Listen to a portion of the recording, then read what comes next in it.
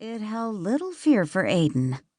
"Merd, Logan, you have the worst goddamn timing I've ever seen." One corner of Logan's mouth lifted. "You'll survive without female companionship for a bit longer. Besides, you have work to do." Aidan glanced at his watch and swore. "That's right, the Boston woman." Logan shook his head. "The Boston woman's name is Melissa Cross, and she's director of marketing for the Chesapeake Casino organization. You know damn well that this dual venture between our hotel and their casino is a big step for us, so don't fuck it up." Aidan leaned against the check-in counter and crossed his arms. "Like I would do anything to jeopardize the family business. If your dick's involved, then yeah.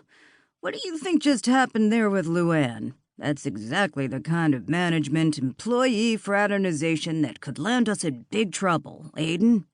I know you and Luann have a history, but she's an employee and so are you. If she wanted to, she could scream sexual harassment, so keep it zipped. Don't screw this deal, and for God's sake, don't screw our new partner."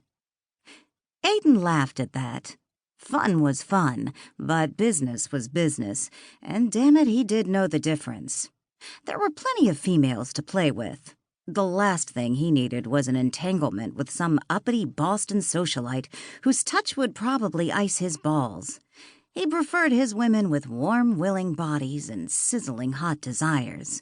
Women who wanted fun and a little excitement, but no entanglements. Just like him. Okay, maybe he liked all women.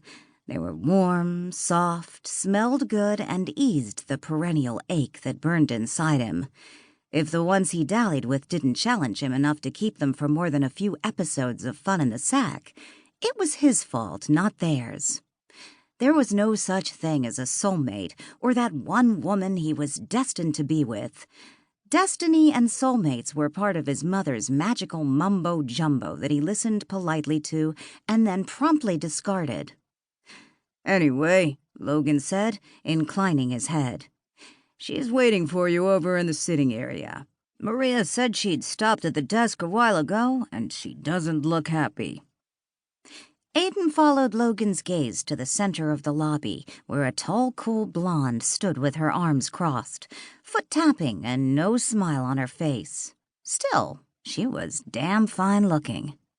Nice. More than nice. A surge of heat arced through him, the air tingling with electricity. Interesting. That never happened before when he looked at a woman. Oh, he might feel a little tingle, but not an outright jolt. And the icy blonde was not his type at all. He preferred dark, sultry brunettes, petite and with a sassy fire that lit up the bedroom. This one couldn't be more different.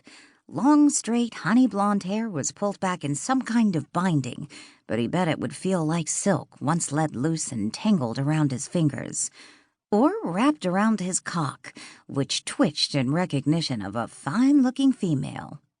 Her simple navy blue suit shouldn't have done anything for his libido, but the killer legs and high heels below the skirt had him imagining those long limbs wrapped around his back. He counted backward from 100 in French, figuring he'd better tamp down his heart-on before he went to meet Ms. Cross. Melissa Cross stood in the seating area of the Rising Storm Hotel, surveying what she'd been told was New Orleans's newest and most fashionable addition to the French Quarter tourist area. She tapped her foot and scanned her watch, impatient to get the meeting started. At least she had time to survey the hotel the Chesapeake casinos partnered with in their latest venture. Primarily a northeastern organization, Chesapeake had recently decided to venture into other prime gaming areas throughout the United States. New Orleans's popularity with travelers eager to spend gambling dollars on the Mississippi was a great place to start. This was only the beginning.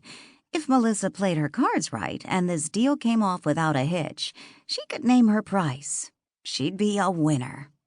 And winning was everything in her book. The Rising Storm was an elegant hotel, modern yet still holding on to New Orleans' historic flavor and style. The minute she walked into the lobby of flowing